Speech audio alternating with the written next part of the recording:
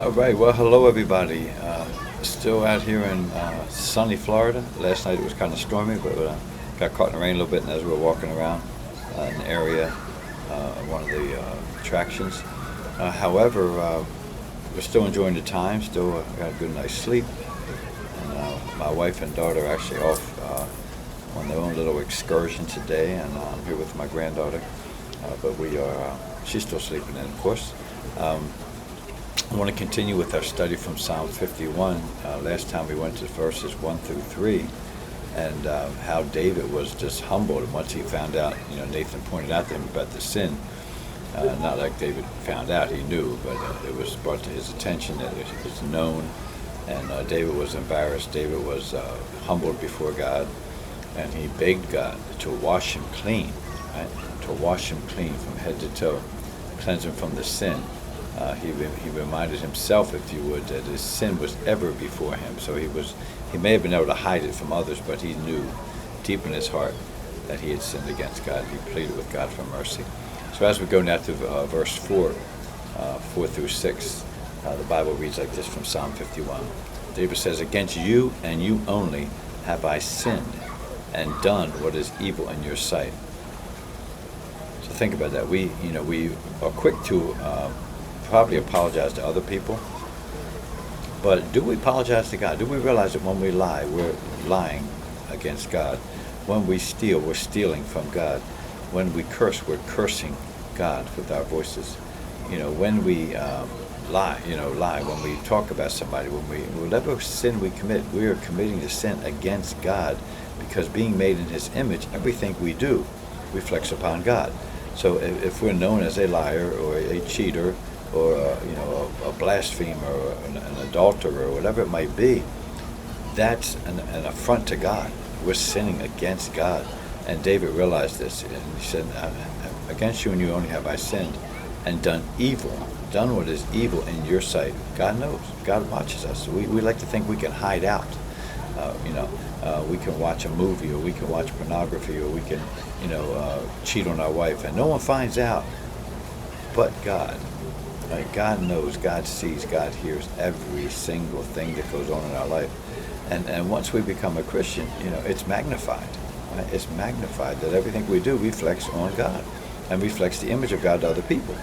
So we have to realize we're sinning against God and doing that evil in His sight. And He says, so that you may be justified in your words and blameless in your judgment. So, God can judge sin.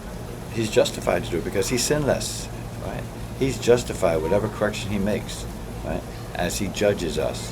Whether He took David's life or not, spared his life, but we know later that his son died, his firstborn son from Bathsheba died. His life was taken. There had to be the shedding of blood, if you would, for sin. And the consequence of David's adultery was the death of his son. Should have been him. Right? He should have died for what he did. But God chose to take his son. Harsh, yeah, but God has a right, like David said, so that you may be justified in your words and blameless in your judgment. Whatever God does is right. If He allows it, great. If He doesn't allow it, that's great too. If He gives us consequences, great. If He lets us off, that's good too, right? But whatever God decides to do is right, because He's God. David goes on to say, "Behold, I was brought forth in iniquity." We know that David was born out of wedlock. David was born outside of his father's marriage to his wife. Right?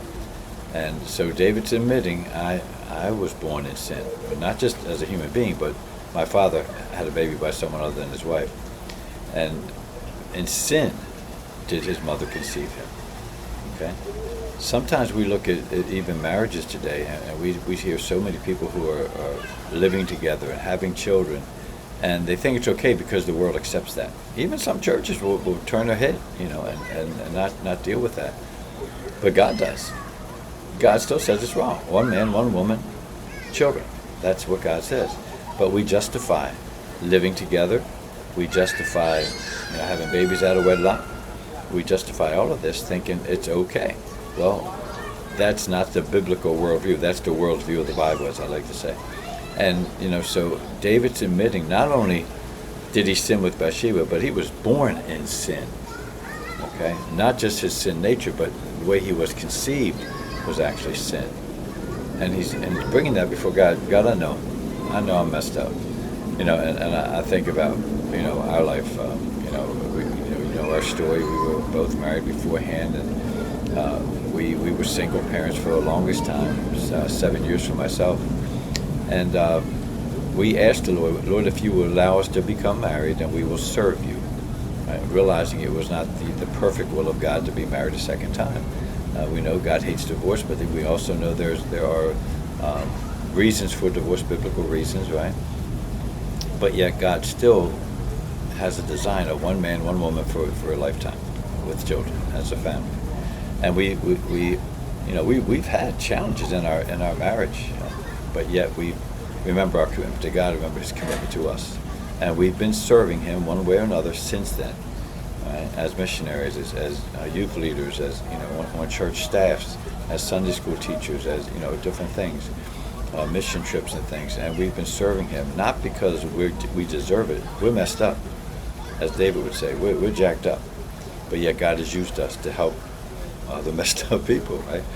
But God, David says, behold, you delight in truth in the inward being. You want us to be honest with ourselves and honest with you, and that's what we have to look at. Sometimes as parents we just tell our kids, just be honest with me. Tell me what happened, right? It's always better to be honest. It's less of a consequence. Yes, you're going to have consequence for sin, but it's much less when you stop covering it up. We've heard the story. Once you tell one lie, you tell another lie, tell another lie, and you get to the point where you don't even believe the truth. You don't know what the truth is anymore. Look at our politicians today.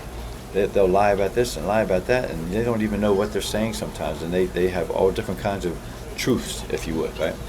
But God said, and David reminds us here, God delights in truth in the inward being, within our heart, within our soul, right? And He says, and you, God, you teach me wisdom in the secret heart. We know what's right and wrong. We know what to do and what not to do. We like to cover it up. We like to make excuses, like we said, but God puts in our hearts, in every human being, that conscience of knowing right from wrong. And we need to know that. We need to acknowledge that. God, you've made me in your image. You've given me a conscience. I know what's right or wrong. Help me to do right, and help me to admit and confess when I do wrong. That's a simple way to live, but it's simple. But we don't do it. We get it complicated by lying, by cheating, by covering up, if we would just be honest with God and other people. So that's our devotions for today. Psalm 51, verses 4 through 6. Looking inside of our hearts, being honest with God, being honest with other people, and allow God to teach us and mature us so that we can live openly before Him and before others. God bless you today. Have a great day.